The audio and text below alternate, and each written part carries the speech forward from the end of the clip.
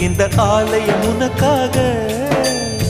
வானில் ஒரு புயல் மழை வந்தால் அழகே என்னை எங்கனம் காப்பாய். கண்ணே உன்னை என் கண்ணில் வைத்து இமைகள் எனும் கதவுகள் அடைப்பேன். சத்தியமாகுமா?